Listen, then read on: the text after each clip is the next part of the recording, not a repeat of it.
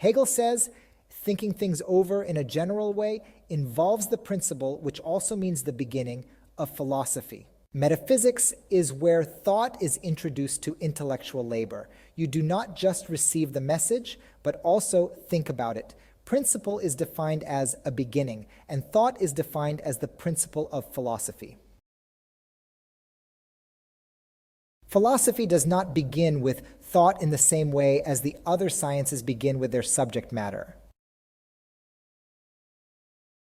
Hegel elaborates, it may seem as if philosophy, in order to start on its course, had, like the rest of the sciences, to begin with a subjective presupposition. The sciences postulate their respective objects, such as space, number, or whatever it be. And it might be supposed that philosophy had also to postulate the existence of thought. But the two cases are not exactly parallel. It is by the free act of thought that it occupies a point of view in which it is for its own self, and thus gives itself an object of its own production. Nor is this all. The very point of view, which originally is taken on its own evidence only, must in the course of the science be converted to a result, the ultimate result in which philosophy returns into itself and reaches the point with which it began. In this manner, philosophy exhibits the appearance of a circle which closes with itself and has no beginning in the same way as the other sciences have. To speak of a beginning of philosophy has a meaning only in relation to a person who proposes to commence the study, and not in relation to the science as science. The same thing may be thus expressed.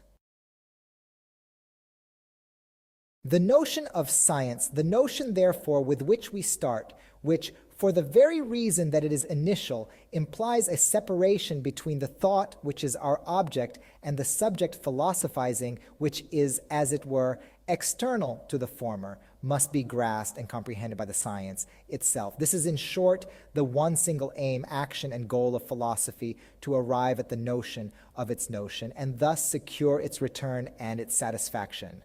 Thought is supposed to be the object of study, independent from the subject. Thought is its own object for study, independent from the person partaking in thought. In other fields, the person is the object of study for thought. Like in psychoanalysis, thought is used to study the person and his mental behaviors. In philosophy, the person is the one studying their thought as if it is an independent phenomenon. Thought is adopted as a universal principle independent from any particular person partaking in thought.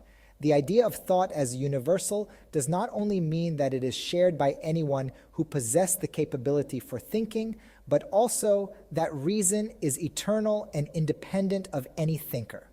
And when it is ready to be received by the subject, it becomes one with him. Thought becomes an object for study.